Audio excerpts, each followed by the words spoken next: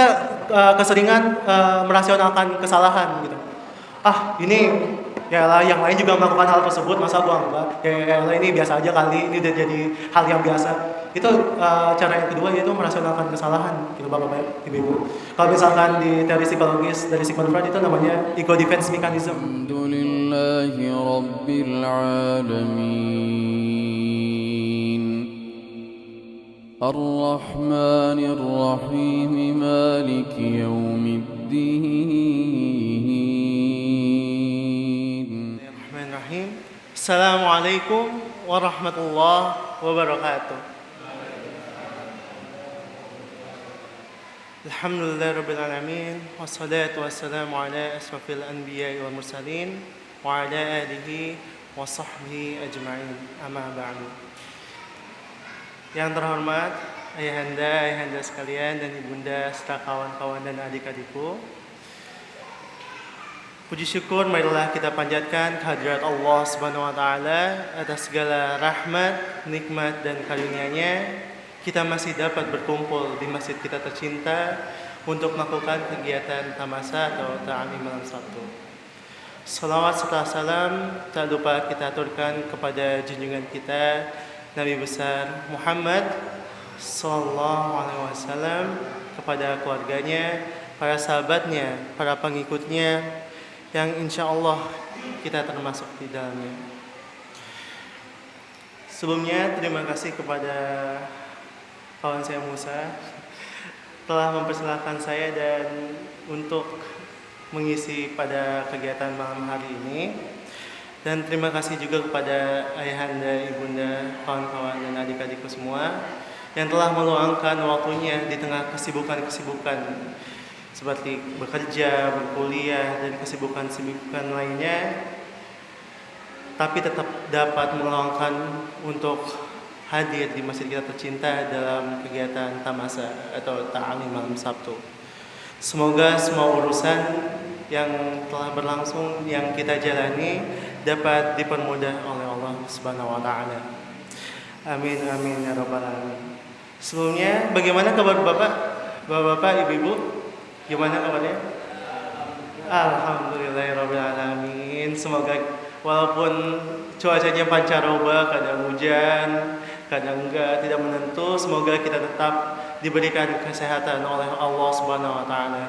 Dan bagi saudara-saudara kita di sana yang belum bisa dapat hadir karena sakit dan lain hal, semoga dapat diberikan kesembuhan oleh Allah Subhanahu wa taala. Amin amin ya rabbal alamin. Sebelum masuk ke topik pembahasan, izinkan saya memperkenalkan diri, Bapak-bapak, Ibu. Perkenalkan, nama saya Muhammad Hanif Rais, biasa dipanggil Hanif. Lahir di Jakarta tahun 2002, sekarang berkuliah di Universitas Diponegoro di fakultas yang sama dengan Musa, Fakultas Ekonomi dan Bisnis, jurusan Manajemen. Habis itu saya juga aktif di organisasi lembaga dakwah fakultas dan kegiatan-kegiatan Islam lainnya. Tadi dipersilakan oleh Musa untuk mengisi tausiah, rasanya sangat belum pantas untuk saya karena masih ada kekurangan-kekurangan yang sangat banyak oleh saya. Maka dari itu ada beberapa disclaimer sebelum saya melanjutkan pembahasan. Yang pertama, duduknya saya di sini bukan untuk menceramahi bapak-bapak, ibu-ibu semua, karena saya yakin bapak-bapak, ibu-ibu semua lebih mengetahui tentang topik ini daripada saya. Saya juga sadar akan kapasitas diri saya hanya masih dalam tahap belajar, dan duduknya saya di sini hanya untuk mengingatkan karena dalam surat Al-Asr juga telah dicantumkan bahwa kita sebagai muslim harus memperingatkan satu sama lain dalam hal kebaikan maupun dalam hal kesabaran. Selanjutnya, jika ada kesalahan kedepannya dalam tutur kata ataupun dalam penyampaian ataupun ada ketersinggungan dalam penyampaian, saya mohon maaf sebelumnya. Sebelum saya lanjut ke topik pembahasan, karena ya masih kapasitas saya masih dalam tahap belajar dan saya sadar masih banyak kekurangan. Dan untuk background Muhammadiyah, karena ini ada Masjid Muhammadiyah, saya seorang anak yang bapaknya, ayah saya adalah orang Muhammadiyah juga. Dia di PP Menteng Jakarta, jadi dia aktif di sana di Jakarta di pusat di Menteng. Jadi dengan Muhammadiyah saya juga tidak terlalu jauh karena sering diceritakan oleh ayah saya mengenai masa lalunya, masa mudanya dia aktif Muhammadiyah. Sampai sekarang dia juga masih aktif di Muhammadiyah. Dia juga sering-sering mendorong saya juga untuk aktif di kegiatan kemuhammadiyahan. Dan dia juga sering ngajak-ngajak ke Menteng, ke kantor Muhammadiyah. Sehingga untuk dengan Muhammadiyah saya juga lumayan dekat dengan kemuhammadiyahan. Nah, topik setelah beberapa disclaimer sebelumnya, izinkan saya untuk membahas topik yang akan dibawakan pada malam hari ini, yaitu waspada tipu daya syaitan dalam perjuangan. Harapannya dari pembahasan ini, yang pertama kita sama-sama dapat memahami pentingnya mewaspadai tipu daya syaitan. Yang kedua, kita dapat paham akan strategi-strategi apa aja yang dilakukan oleh syaitan dalam melakukan tipu dayanya kepada manusia, dan harapannya juga insya Allah dapat terhindar dari pengaruh setan. Itu harapan dari topik pembahasan pada malam hari ini. Oke, beberapa pokok bahasan yang akan kita bahas ke depannya dalam topik tamasa pada malam hari ini ada 3, yaitu yang pertama, latar belakang kenapa sih kita perlu mengetahui strategi-strategi dan apa aja sih cara-cara setan dalam mempengaruhi kita sehingga kita dapat terjerumus ke dalam perbuatan-perbuatan yang sia-sia dan juga terjerumus dalam perbuatan maksiat. Yang kedua, kita akan membahas tentang kelebihan-kelebihan syaitan atas diri kita. Selanjutnya ada strategi-strategi syaitan juga. Selanjutnya insya Allah akan membahas solusinya. Baik, bismillah, dimohon untuk bisa fokus pada malam hari ini agar tidak terjadinya miskomunikasi dan misinterpretasi dalam kajian pada hari ini. Yang pertama, latar belakang kenapa kita harus memahami bagaimana caranya tipu daya syaitan itu bekerja. Latar belakang yang pertama dalam pembahasan pada malam hari ini yaitu karena manusia itu tidak pernah luput dari dosa. Coba siapa di sini yang berani mengaku bahwa selama hidupnya dari awal hingga sampai sekarang tidak pernah melakukan dosa? Ada yang paling tidak pernah melakukan dosa? Pasti semuanya pernah melakukan dosa.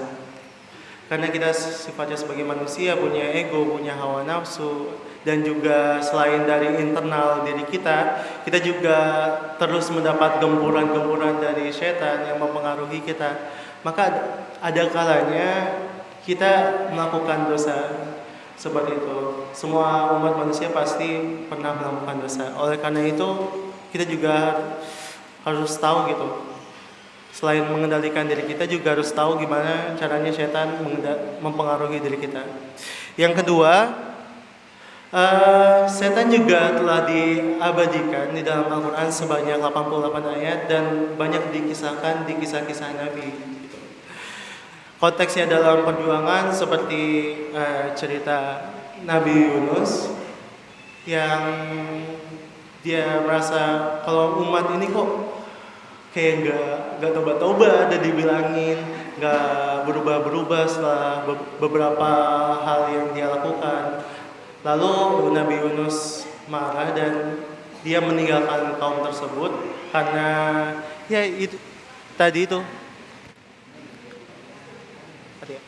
karena dia walaupun bahkan meskipun seorang nabi walaupun tidak melakukan berbuat dosa, dia masih dapat jerumus dalam bisikan-bisikan setan bahwa kamu nggak usah dakwahin kaum ini sangat bebal, tidak bisa berubah. Ya udah, kamu nggak usah dakwahin ini aja, kamu keluar aja dari umat ini. Nah, karena termasuk hasutan setan itu didengar oleh Nabi Yunus, maka dia keluar dan menaiki kapal, dan Allah menegurnya gitu bahwa seharusnya itu Nabi Yunus nggak kayak gitu, karena dia telah diberikan amanah sebagai seorang nabi, maka dia tuh harus mengemban amanah mulia tersebut hingga umat itu bisa dapat wahyu dan dapat kebaikan dari agama Islam. Lalu selanjutnya, latar belakang ketiga, manusia kesulitan mengetahui kapan dan bagaimana godaan syaitan datang. Karena syaitan itu kan tidak terlihat dan bisa berwujud dalam bentuk manusia maupun jin. Jadi dengan mengetahui hal tersebut, kita harus membangun psikologis bahwa syaitan itu musuh kita. Karena kalau misalkan kita sudah membangun psikologis dan menyadari dan mengakui bahwa syaitan itu adalah musuh kita, otomatis kita akan bersikap waspada, bersikap was-was, bersikap hati-hati terhadap musuh kita gitu. Misalkan dalam peperangan, kalau kita tahu bahwa kita mempunyai musuh, jadi kita harus ada persiapan untuk menghadapi musuh tersebut, harus mengamati, harus berhati-hati dalam menghadapi musuh tersebut, sehingga pada akhirnya kita tidak terkalahkan oleh musuh tersebut. Dalam konteks pembahasan pada hari ini yaitu syaitan. Jadi kita bisa mempersiapkan diri, berhati-hati, dan membangun sikap-sikap lainnya dengan membangun psikologis bahwa syaitan itu adalah musuh kita. Seperti itu Bapak-bapak, Ibu-ibu. Sehingga memang sangat wajib bagi kita, seperti yang saya nyatakan sebelumnya, bahwa ya kita harus menyadari dan mengakui bahwa setan itu musuh kita. Karena masih banyak manusia-manusia di bumi ini yang tidak menyadari gitu, dan tidak mengakui bahwa setan itu adalah musuh kita, karena dia menganggap itu tidak terlalu penting untuk mengetahui hal tersebut. Bahkan umat Islam sekalipun banyak yang melupakan tentang terkait konsep setan, bahwa dia tuh dari awal hingga akhir kiamat nanti tuh bakal terus menggembur manusia dan terus mempengaruhi agar terjerumus ke dalam jalan kesesatan. Seperti itu Bapak-bapak dan Ibu. Selanjutnya, latar belakang keempat, mengapa kita harus mengetahui tipu daya setan. Setan adalah musuh manusia yang sangat gigih, ulet, kreatif, dan memiliki banyak pasukan untuk menjerumuskan manusia ke dalam jalan kesesatan. Maka dari itu kita harus mengetahui gitu caranya setan, hingga kita dapat mengantisipasi agar tidak terjerumus ke dalam tipuan-tipuan dan hasutan-hasutan setan. Karena ya dia tidak pernah menyerah. Dari awal dia dinyatakan diturunkan ke neraka, dia kan sudah berjanji bahwa dia akan menghasut manusia-manusia hingga hari kiamat nanti. Dia sangat ulet, bahkan sampai akhir kiamat nanti dia tetap menghasut manusia gitu. Masa yang sudah jelas, yang udah di spoiler nih sama Allah melalui Al-Quran, dan sudah banyak gitu, sebanyak 88 ayat diingatkan. 88 ayat loh. Allah tuh sudah sangat berusaha meyakinkan manusia bahwa eksistensi setan dan bahwa ancaman-ancaman setan itu sangat nyata gitu. Nah, setelah kita mengetahui latar belakang mengapa kita harus mengetahui tipu daya setan, emang kelebihan setan yang tidak kita miliki itu apa sih? yang sehingga mereka tuh bisa gitu menghasut manusia-manusia. Kan manusia ini juga sangat banyak dan dari zaman ke zaman ada aja yang kena perangkap dari setan. Yang pertama, kelebihan-kelebihannya itu kita tidak mampu melihat setan, namun setan mampu melihat kita. Seperti dalam Quran surat Al-A'raf ayat 27, "Hai anak Adam, janganlah sekali-sekali kamu dapat ditipu oleh setan, sebagaimana ia telah mengeluarkan kedua ibu bapa." Oke, saya ulangi, seperti Quran surat Al-A'raf ayat 27 yang artinya, "Hai anak Adam, janganlah sekali-kali kamu dapat ditipu oleh syaitan sebagaimana ia telah mengeluarkan kedua ibu bapamu dari surga. Ia menanggalkan dari keduanya pakaiannya untuk memperlihatkan kepada keduanya auratnya. Sesungguhnya ia dan pengikut-pengikutnya melihat kamu dan suatu tempat yang kamu tidak bisa melihat mereka. Sesungguhnya kami telah menjadikan setan-setan itu pemimpin-pemimpin bagi orang-orang yang tidak beriman." Jadi itu kelebihan yang pertama, bapak-bapak, ibu-ibu dan kawan-kawan sekalian. Ya, kita tidak mampu melihat setan gitu. Maka dari itu kita harus terus waspada akan hasutan-hasutan setan yang sangat halus, yang bahkan kita tidak bisa menyadari bahwa kita tuh telah terhasut oleh setan gitu. Jadi mereka tahu semua atas diri kita, mereka selalu mengawasi gerak-gerik kita, mereka tahu titik kelemahan kita. Dengan menyadari hal tersebut, kita ya memang harus waspada. Seperti halnya virus corona juga ya bapak-bapak, ibu-ibu. Kita tidak bisa melihat virus corona, tapi dampaknya itu sangat nyata gitu. Dampak terhadap ekonomi, dampak terhadap kegiatan berpolitik dan bernegara itu dampaknya itu sangat nyata. Namun keeksistensi setan itu meskipun dampaknya sangat nyata pula, yang menjerumuskan kita kepada hal-hal yang berbuat maksiat, namun kita banyak yang enggan mengakui dan menyadari eksistensi setan. Lain halnya dengan virus corona ya, yang memporak-porandakan ekonomi. Seperti halnya hal tersebut, seharusnya kita membangun sikap waspada akan tipu daya setan. Seperti itu bapak-bapak dan ibu-ibu.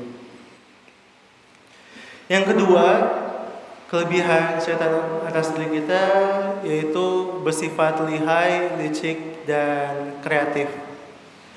Jadi ada kisah Barsihah. Dia adalah seorang rahib Yahudi yang waktu itu sebelum zaman Islam datang. Jadi si Barsihah ini adalah rahib Yahudi. Jadi ada satu keluarga ingin mencari nafkah keluar kota, dan kedua orang tua tersebut mengobrol gitu ke Barsihah. "Wahai Barsihah, kami memiliki putri dan kami ingin mencari nafkah keluar kota, maka tolong jaga putri kami," kata kedua orang tua tersebut. Kata Barsihah, "Baik, saya akan menjaga putri Anda," gitu. Nah, di hari pertama Barsihah menjaga putri dari kedua orang tua tersebut yang telah mencari nafkah dari luar saja. Putri tersebut masih baik-baik saja. Hari kedua juga begitu. Lambat laun setan membisiki Barsihah gitu. "Apa cukup cuma mengamati dari luar saja? Masuklah, tanya-tanya kabarnya, ataupun kasih makan untuk menjaga putri tersebut." Lalu Barsihah terjerumus mengikuti. "Oh iya juga ya, masa dari luar doang sih, kan saya udah dikasih amanah buat jaga putri tersebut, masa cuma ngeliatin dari luar aja." Lalu di hari selanjutnya Barsihah mulai masuk tuh ke dalam rumah tersebut, menanyai kabarnya, mengasih makan, ngobrol-ngobrol, sehingga pada akhirnya lambat laun tumbuh kasih sayang di antara mereka berdua. Lalu pada suatu saat terjadilah perbuatan zina bapak-bapak ibu antara Barsiha dan putri dari kedua orang tua tersebut. Setelah berzina, lah dia baru sadar bahwa dia itu rahib dan dia memiliki posisi yang sangat penting di mata masyarakat dan harus menjaga marwah dan profil dirinya gitu. Maka karena pada saat itu ya zina adalah perbuatan aib dan sangat tidak dapat dimaafkan, apalagi oleh rahib dengan posisi rahib. Bayangkan ada misalkan di dalam kondisi sekarang ada ustadz yang sangat kita dambakan, yang sangat kita kagumi dengan kesolehannya, namun dia berbuat maksiat, pasti akan hancur image dari ustadz tersebut. Seperti halnya Barsiha, dia takut gitu apa yang telah dia bangun selama ini dapat hancur. Maka dengan akal yang pendek, tidak berpikiran jernih, dia membunuh putri dari kedua orang tua tersebut, lalu menguburnya di belakang rumah. Lalu setelah hal itu terjadi, beberapa hari selanjutnya kedua orang tua dari putri tersebut datang ke rumah tersebut dan menanyai kabar putrinya bagaimana. Kata Barsiha, untuk mencari-cari alasan dan akal bulusnya serta telah termakan oleh godaan setan. Kata Barsiha, putri Anda telah meninggal karena sakit gitu. Dia membuat alasan. Lalu ayah dari putri tersebut nanya ke Barsiha, di mana jasad dari putri mereka gitu. Lalu Barsiha menunjukkan jasadnya di belakang rumah dan dapat terlihat ada cekikan di lehernya dan luka memar-memar. Maka dapat disimpulkan bahwa ini bukan meninggal karena sakit gitu. Itu meninggal karena terbunuh. Maka dari itu terkuaklah apa yang telah dilakukan Barsiha. Jadi setan itu sangat lihai dan licik, nggak kenal maupun itu rahib, ustadz, orang alim, nabi, bahkan orang-orang tersebut masih dapat terpengaruh oleh setan. Apalagi misalkan contohnya saya sendiri yang masih ilmunya masih cetek dan masih sangat muda, yang masih dapat terganggu oleh setan gitu. Maka kita harus terus mewaspadai gerak-gerik tipu daya setan. Selanjutnya, kelebihan selanjutnya yaitu gigih dan suka bekerja sama secara terorganisir. Dalam Quran surat Al-An'am ayat 112 mengatakan bahwa sesungguhnya syaitan itu adalah musuh bagimu, maka anggaplah ia musuhmu, karena sesungguhnya syaitan-syaitan itu hanya mengajak golongannya supaya mereka sebagai penghuni neraka yang menyala-nyala. Lalu ada Quran surat Fatir ayat 6 yang artinya, dan demikianlah kami jadikan bagi tiap-tiap nabi itu musuh, yaitu syaitan-syaitan dari jenis manusia dan jenis jin. Sebagian mereka membisikkan kepada sebagian yang lain perkataan-perkataan yang indah untuk menipu manusia. Jikalau Tuhan menghendaki, niscaya mereka tidak mengerjakannya. Maka tinggalkanlah mereka dan apa mereka yang ada-adakan. Jadi syaitan itu sangat gigih bapak-bapak dan ibu.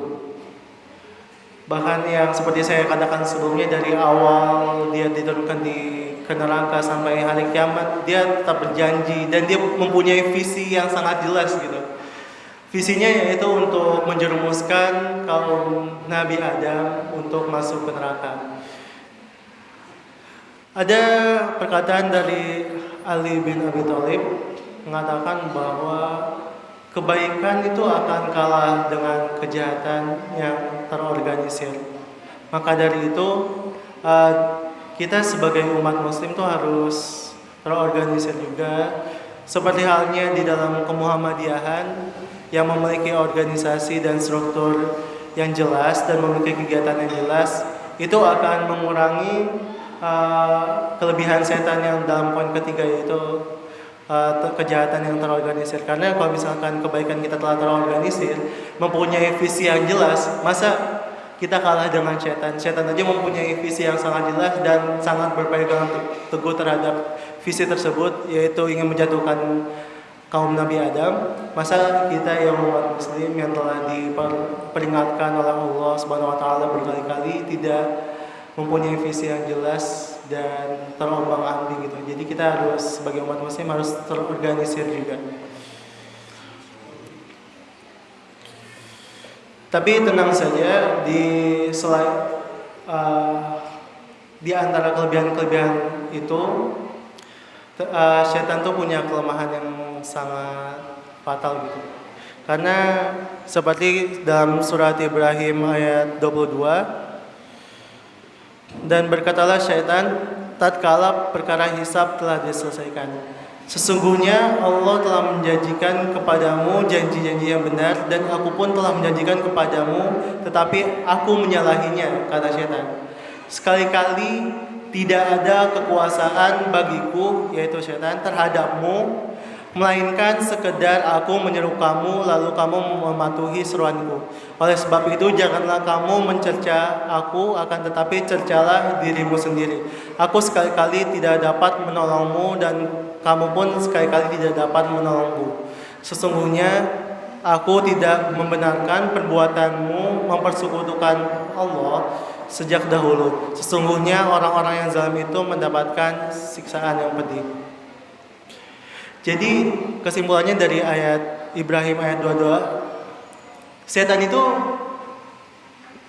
batasannya itu hanya dalam mempengaruhi diri kita.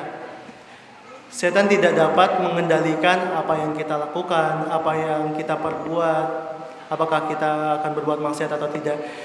Dia tuh sifatnya, setan hanya mempengaruhi dengan terus menerus, dengan pikiran-pikiran, berbuat maksiat ini enak ya, dan lain sebagai hal. Jadi sifatnya seperti itu bapak-bapak dan ibu-ibu, bahwa ya setan itu hanya sebatas menghasut saja, tidak dapat mengendalikan. Yang menentukan apa yang kita kerjakan dan apa yang kita lakukan, apakah kita menerima hasutan tersebut atau tidak, apakah kita terjerumus dalam perbuatan maksiat itu atau tidak. Ya, keputusannya pada akhirnya itu ada di diri kita sendiri, bapak-bapak dan ibu-ibu. Jadi ada pepatah, manusia itu dapat lebih buruk daripada setan dan dapat lebih baik daripada malaikat. Karena setan itu cuma menghasut doang, tapi manusia itu benar-benar melakukannya. Begitupun sebaliknya, malaikat juga hanya berbuat baik doang, yang hanya menginformasikan untuk berbuat hal baik, namun manusia itu dapat benar-benar melakukan perbuatan hal baik tersebut. Jadi begitu bapak-bapak ibu-ibu. Intinya sifat dari hasutan setan itu ya hanya bisikan saja. Kalau kita orangnya berilmu, rasional, mempunyai iman yang teguh, maka hasutan-hasutan itu ya tidak akan berpengaruh oleh kita. Lalu setelah mengetahui kelebihan-kelebihannya, selanjutnya ada strategi-strategi yang dilakukan setan. Strategi yang pertama, jadi nanti ada 4 strategi setan. Nanti dari ada 1, 2, 3, dan 4. Yang pertama, tujuan strategi setan yang pertama itu menyeret manusia menjadi kafir atau musyrik. Jadi ini adalah tujuan agung mereka gitu, bapak-bapak dan ibu-ibu. Kalau misalkan seseorang kaum Adam telah menjadi kafir dan musyrik, wah dia tuh kayak udah pasti seneng banget gitu, karena tujuan visinya tuh telah tercapai gitu. Itu strategi yang pertama. Yang kedua, menyeret manusia dalam dosa besar. Jadi kalau misalkan, wow ini udah dihasut, udah gimana caranya, tapi nggak kafir-kafir nih, nggak musyrik-musyrik, ya selanjutnya ya udah deh, kata setan, kita pakai cara yang kedua, yaitu mengajak mereka ke dalam perbuatan dosa besar seperti berzina, membunuh, dan lain-lain. Selanjutnya, kalau misalkan cara ini belum berhasil juga, waduh, ini orangnya kuat banget nih, nggak terpengaruh nih dengan strategi 1 dan 2. Lalu lanjut nih, ada strategi yang ketiga yang dilakukan oleh setan, yaitu menyeret manusia dalam dosa kecil seperti berbuat sombong, malas-malesan, ngatain orang, dan lain sebagai hal yang termasuk dalam dosa kecil. Namun perlu disadari bahwa kalau misalkan kita berbuat sombong, itu dapat berimplikasi kepada perbuatan-perbuatan yang buruk selanjutnya gitu. Misalkan kalau kita berbuat sombong, itu dapat kita tuh jadi tidak mudah menerima kebenaran, habis itu paling benar sendiri, sehingga cahaya-cahaya Islam itu tidak dapat diterima oleh dia gitu.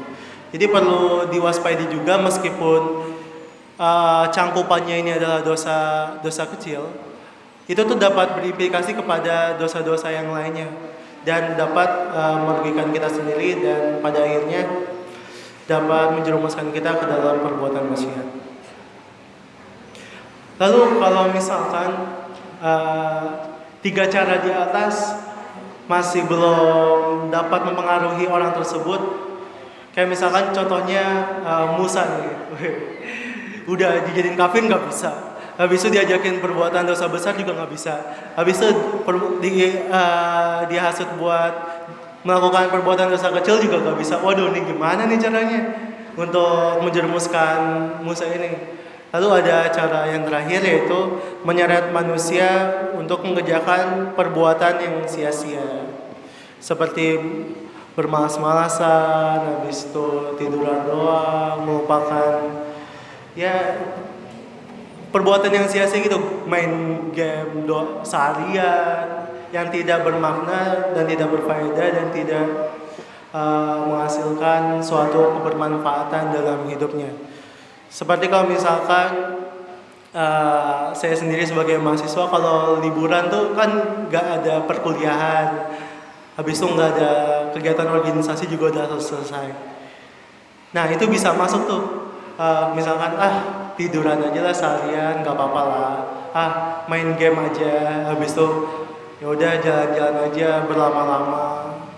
Itu meskipun itu perbuatan sia-sia, itu bisa melupakan kita dari kewajiban kita sebagai umat muslim. Misalkan suka menunda-nunda, misalkan udah azan sholat nih, sebentar lagi lah, sekali aja pengen tiduran, pengen main game, nih nanggung banget nih filmnya, 10 menit lagi nanti aja lah, ditunda-tunda. Seperti itu bapak-bapak, ibu-ibu.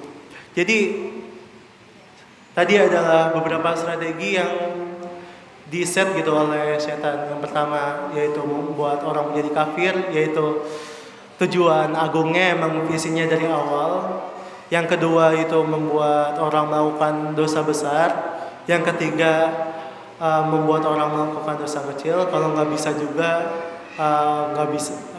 juga ya menyeret manusia untuk melakukan hal yang sia-sia dan melupakan kewajibannya sebagai muslim, dan melupakan untuk mengikuti apa-apa yang telah disuruh gitu di dalam agama Islam.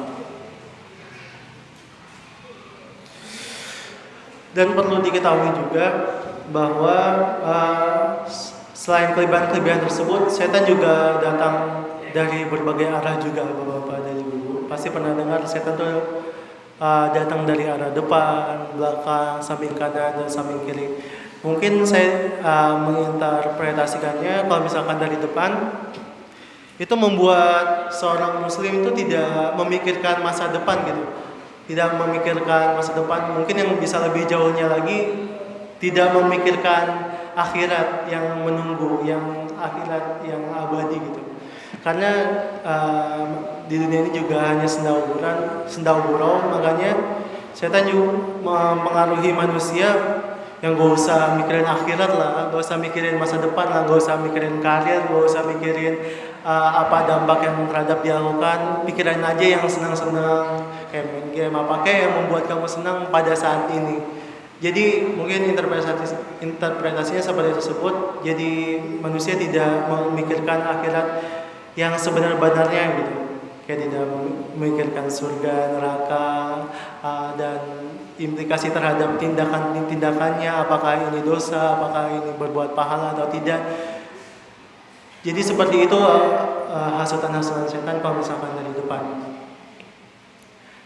Kalau misalkan dari belakang, mungkin kesimpulan dari saya itu setan menghasut manusia untuk tidak belajar dari masa lalu, tidak belajar dari sejarah, dan tidak belajar dari cerita-cerita Nabi yang banyak hikmahnya gitu, bapak-bapak dan ibu-ibu, dan tidak belajar dari Al-Quran dan lain-lain. Maka dari itu, kalau misalkan kita tidak belajar dari sejarah, itu kita tidak dapat ilmu, tidak dapat mengantisipasi manusia-manusia sebelumnya telah terperangkap oleh tipu daya setan seperti itu. Jadi kalau misalkan setan menyerang dari belakang itu, kalau dari saya menyimpulkan bahwa itu menghasut manusia untuk tidak belajar dari sejarah dan tidak belajar untuk mengambil hikmah-hikmah yang telah dicontohkan oleh para nabi-nabi, para sahabat nabi, tabi'in dan lain sebagainya. Kalau misalkan dari kanan, menurut saya setan itu terus berusaha untuk menutupi, untuk melakukan kebaikan. Misalkan untuk berbuat sedekah, nggak usah, ngapain sih sedekah, duit kamu tuh tinggal dikit loh. Apalagi anak kosan di akhir bulan yang udah duitnya tinggal sedikit, ngapain sih sedekah, nggak mikirin diri sendiri dulu, habis itu ngapain sih sholat, capek tahu dan lain sebagainya. Itu tuh setan terus menerus melakukan tipu daya tersebut dari kanan. Kalau misalkan dari kiri, bapak-bapak dan ibu, setan tuh terus mendorong dan menggempur manusia untuk melakukan perbuatan dosa dan perbuatan maksiat, seperti halnya ya tadi zina dan lain sebagainya. Ya, setan tuh terus menerus mendorong manusia untuk melakukan hal tersebut. Jadi dari berbagai arah itu sangat kalau misalkan di kajian strategis, saya kan jurusan manajemen, ada mata kuliah manajemen strategi, itu strateginya tuh sangat mantap gitu untuk mempengaruhi manusia hingga pada akhirnya dapat terjerumus untuk melakukan hal-hal maksiat seperti itu. Lalu setelah mengetahui strategi-strategi yang dilakukan oleh setan, lalu gimana sih cara setan melakukan tipu daya? Ini yang pertama, jadi ada beberapa cara setan melakukan tipu daya terhadap manusia, yaitu yang pertama memasuki perasaan manusia melalui kelemahan-kelemahan jiwa manusia terhadap yang dicintainya. Yang dicintainya itu bisa dalam bentuk bermacam hal seperti harta, tahta, jabatan, bahkan pasangan, anak dan lain sebagainya. Misalkan harta, setan tuh terus mempengaruhi untuk mencintai hartanya. Kalau misalkan kita sudah dalam tahap mencintai hartanya, itu kita bisa terpengaruh untuk tidak rela gitu harta kita untuk dibagikan kepada orang lain, tidak rela harta kita untuk disedekahkan dan lain sebagainya hal untuk berjuang jalan Allah. Itu contohnya kalau misalkan harta. Kalau misalkan anak gitu, wih anaknya masih unyu-unyu nih.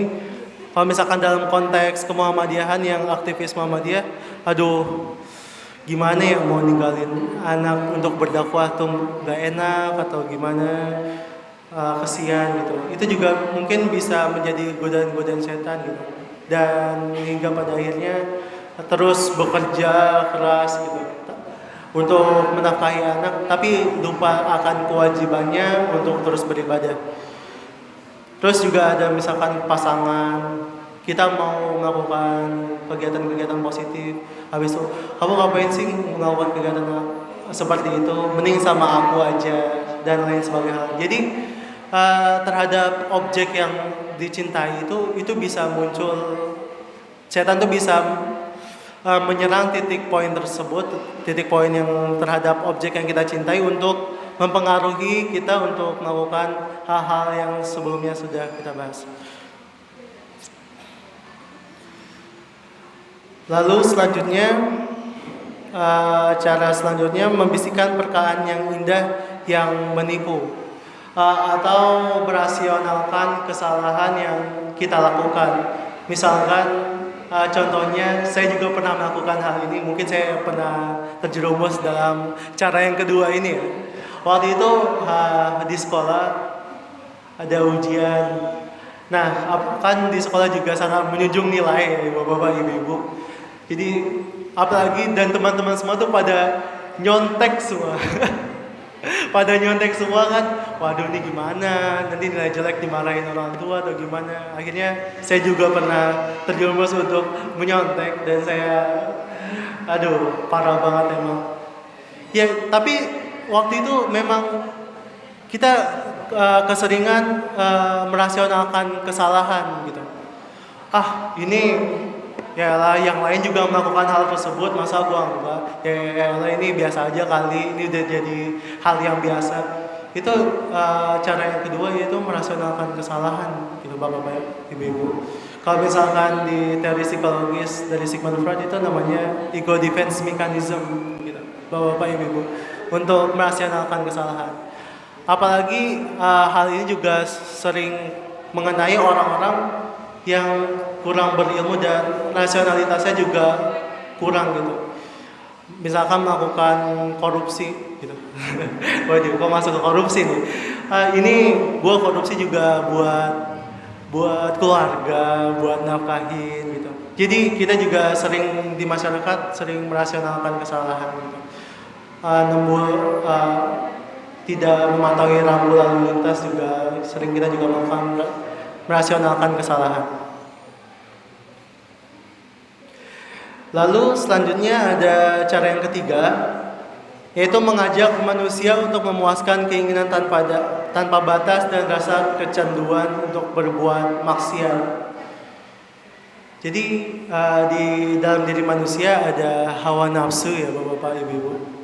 Kadang-kadang kalau misalkan imannya kurang, kan ada hawa nafsu, ada akal. Kalau misalkan di psikologis itu ada id, ada ego, ada super ego. Kalau misalkan hawa nafsu itu masuk ke dalam egonya, kalau misalkan super ego itu kayak akal, iman, dan lain sebagainya. Kalau misalkan hawa nafsunya itu lebih besar porsinya daripada akal, habis itu iman kita, itu hawa nafsu akan mengendalikan iman kita gitu, bapak-bapak, ibu-ibu. Kalau misalkan kita kurang berilmu, habis itu tidak mempunyai kemampuan berpikir yang cukup dan tidak menambah ilmunya, itu kadang-kadang bisa terjerumus. Hawa nafsunya tuh bisa mengendalikan iman kita gitu, akal kita. Jadi kita tuh sebagai manusia, kalau misalkan tidak ingin dikendalikan oleh hawa nafsu kita, yaitu seperti kalau misalkan di luar berbuat maksiat dan kesenangan-kesenangan lainnya yang nyatanya dilarang oleh Allah, meskipun itu kesenangan-kesenangan ya, tapi itu adalah perbuatan maksiat. Jadi sering manusia merasa kurang puas, masih kurang. Misalkan, aduh, hartaku udah 10 miliar, kayaknya masih kurang, dia perlu lebih lagi, makanya korupsi dan lain sebagainya. Jadi manusia emang sifatnya banyak terus merasa kurang gitu. Maka manusia, Allah juga telah memfirmankan dalam Al-Quran untuk mempunyai sifat rasa syukur gitu, agar tidak bisa digoda oleh setan juga, dan agar terus bersyukur dengan apa yang kita miliki. Lalu ini juga ada kisah Nabi Adam. Kan dia sudah pada awal-awal dia sudah tinggal di surga dengan segala kenikmatannya dan apa aja terkabul gitu. Tapi kan ada kayak syarat yang ditetapkan oleh Allah bahwa dia tuh nggak boleh deketin dan makan buah terlarang gitu kan. Tapi setan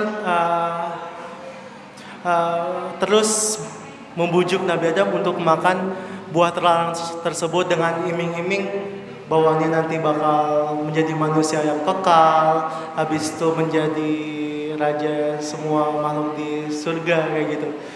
Karena terjerumus oleh iming-imingan tersebut, maka Nabi Adam memakan buah yang terlarang, begitu Bapak-bapak, Ibu-ibu. Hingga pada akhirnya apa implikasinya terhadap Nabi Adam? Ya karena telah melarang apa yang telah dilarang oleh Allah Subhanahu wa taala, ya dia dikeluarkan oleh surga, diusir gitu. Bayangkan Bapak-bapak, Ibu-ibu diusir di rumah sendiri gitu. Gimana rasanya? Itu sangat sedih sekali pasti. Nabi Adam diusir oleh Allah dari surga dengan segala kenikmatannya yang telah hilang gitu. Misalkan di rumah itu udah ada semuanya, fasilitas sudah lengkap, tapi diusir gitu dari tempat tersebut. Itu pasti sangat menyedihkan. Maka itu adalah bahaya dari tipu daya setan, Bapak-bapak dan Ibu-ibu. Lalu selanjutnya cara yang keempat, menempatkan rasa takut dan cemas pada hati manusia serta rasa keputusasaan. Cara ini membuat manusia ya mempunyai rasa pesimisme, habis itu gampang menyerah dan lain sebagainya, rasa takut untuk tidak bisa melakukan hal sesuatu dan lain sebagainya. Jiwa-jiwa rasa takut dan sebagainya sering muncul pada saat kita pengen meraih hal tertentu.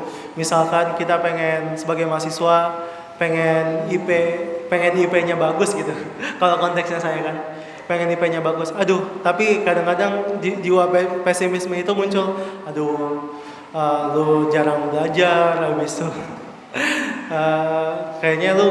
kayaknya kamu nggak pintar dan lain sebagainya. Itu jiwa-jiwa pesimisme muncul. Dan kalau misalkan dalam konteksnya dakwah, aktivis dakwah gitu kan, seperti Muhammadiyah, organisasi Muhammadiyah, kayaknya kita nggak mungkin mendakwahkan orang itu deh, itu kayaknya nggak bisa deh. Ataupun kita kayaknya nggak, misalkan aktivis dakwah disuruh untuk dakwah di suatu daerah, kayaknya nggak bisa deh, ini kayaknya aku nggak bisa deh. Dan jiwa-jiwa tersebut adalah sebenarnya perlu kita sadari, itu adalah tipu daya setan untuk menjerumuskan kita agar terus takut dan gampang pesimis dan gampang menyerah. Ketakutan lainnya bisa dilihat dari surat Al-Baqarah ayat 168, yaitu ada kita takut miskin nih Bapak-bapak dan Ibu.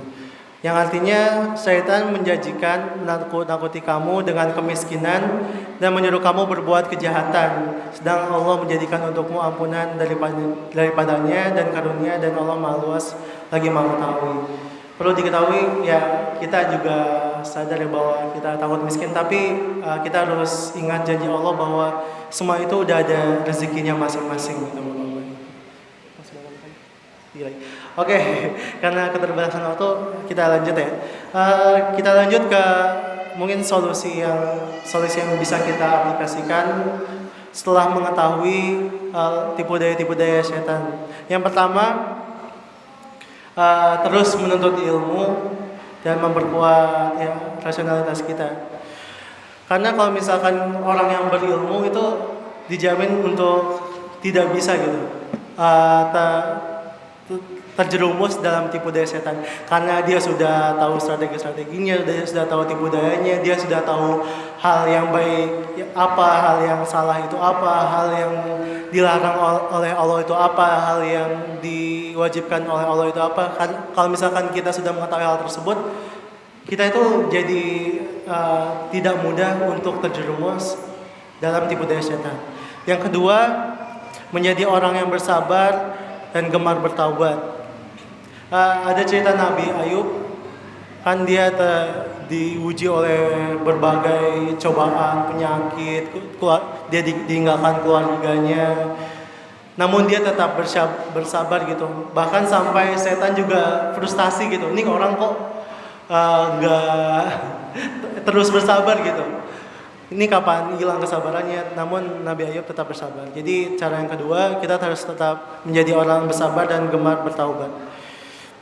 Yaitu selanjutnya, kalau misalkan dalam konteks aktivis dakwah, memurnikan niat hanya karena Allah dan bersikap ikhlas. Yang keempat, bertekad kuat atas cita-cita akhirat, yaitu surga. Jadi objek goals terakhir kita itu yaitu surga. Jadi gimana caranya kita tindakan yang kita lakukan, kegiatan yang kita lakukan itu bisa linear gitu terhadap goals kita, yaitu surga. Yang selanjutnya, memperbanyak rasa syukur, memperbesar ketakwaan, dan memperbanyak zikir kepada Allah Subhanahu wa taala. Ada Quran surat Al-A'raf ayat 17 mengatakan bahwa sesungguhnya orang-orang yang bertakwa bila mereka ditimpa was-was dari setan, mereka ingat kepada Allah, maka mereka itu juga melihat kesalahan-kesalahannya. Yang selanjutnya, meninggalkan teman-teman yang menjadi setan nih Bapak-bapak Ibu. Ada di dalam Quran surat Al-Hajj ayat 4 yang artinya yang telah ditetapkan terhadap setan itu bahwa barang siapa yang berkawan dengan setan tentu dia akan menyesatkannya dan membawa ke azab neraka. Maka perlu diperhatikan juga kawan-kawan dan lingkungan yang kita gauli gitu. Ini konteksnya teman ya, bukan objek dakwah, bukan kenalan. Itu beda. Soalnya kalau misalkan objek dakwah itu kita tidak boleh memilah-milah, semuanya itu harus kita dakwahi gitu. Dan kalau misalkan teman itu merupakan dua bahasan yang berbeda. Mungkin sebagai penutup, karena udah mau waktu isya juga, ada doa terhindar dari setan yang termaktub dalam Quran surat Al-Mu'minun ayat 97 sampai 98. Sebenarnya banyak doa-doa lainnya untuk terhindar dari setan, tapi saya memilih satu di antaranya. Ya berbunyi, Bismillahirrahmanirrahim. Rabbi a'udzubika min hamadzatish syayatin wa a'udzubika rabbi ay yahdurun. Yang artinya, ya Tuhanku, aku berlindung kepadamu dari bisikan-bisikan setan, dan aku berlindung pula kepadamu, ya Tuhan kami, dari kedatangan mereka kepadaku. Baik, segitu saja kajian dari kegiatan Tamasa Tali Malam Sabtu pada malam hari ini. Terima kasih banyak telah mendengarkan, dan mohon maaf apabila ada kekurangan dan kesalahan dalam penyampaian. Wabillahi taufiq wal hidayah. Assalamualaikum warahmatullahi wabarakatuh.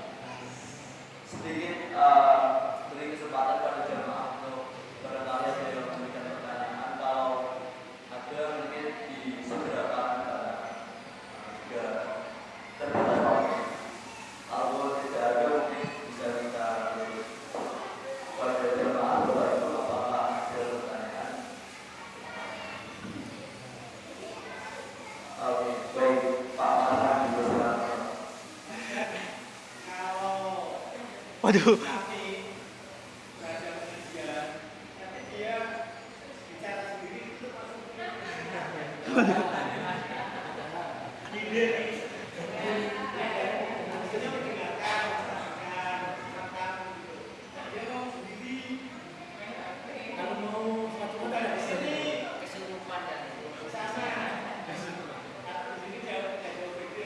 Waduh. Baik. Pas lagi. Baik, terima kasih atas pertanyaan. Sebelumnya saya bukan ustadz ya Pak. Masih sangat belum pantas untuk dibilang ustadz. Namun saya ingin berusaha menjawab pertanyaan. Jadi ada berbagai sisi yang bisa dipandang mengapa audiens tidak misalkan ngobrol sendiri dan bermain HP gitu. Kalau misalkan dalam komunikasi ada beberapa kemungkinan objek audiens itu berbuat hal itu. Yang pertama mungkin dari pembicaranya sendiri mungkin pembicaranya ini kayaknya dalam menyampaikan kurang menarik ataupun dalam penyampaian itu tidak menggugah audiens. Yang kedua mungkin materinya kayaknya monoton dan kayaknya udah sering didengarkan. Lalu selain dari pembicara mungkin ada kekurangan dan ada materinya juga mungkin kurang, engagementnya juga kurang. Mungkin dari audiensnya juga, misalkan dari sisi audiensnya perlu dibenarkan lagi tujuannya datang ke sini tuh untuk ngobrol atau untuk main HP gitu. Mungkin niat awalnya juga bisa kita perhatikan, lalu selanjutnya ya bisa juga gitu. Itu juga masuk terhadap strategi tipu daya setan. Kan di beberapa strategi tipu daya setan tidak harus melakukan hal dosa besar. Itu juga bisa menjerumuskan manusia untuk tidak mengobrol di dalam kajian sehingga dia tidak dapat mendapatkan ilmu gitu. Mungkin dalam otaknya, ngapain sih dengerin kajian? Gue kayaknya cuma kesini kayak cuma buat iseng-iseng aja. Ini ngapain sih? Atau misalkan dia ngobrol sendiri, temennya juga nimpalin lagi ngegosip dengan isu-isu terhangat dan mengalahkan isu-isu yang dibawakan oleh pemateri, kayak misalkan gosip tetangga sebelah ataupun dan lain sebagainya hal, itu juga bisa diperhatikan. Jadi untuk melihat fenomena tersebut, fenomena audiens tidak mendengarkan apa yang dikatakan oleh pembicara, dapat dilihat oleh berbagai sisi, dari pembicaranya, dari pematerinya, dari niat awal audiensnya, dan bisa juga kalau misalkan dari bisikan-bisikan setan. Begitu, Bapak.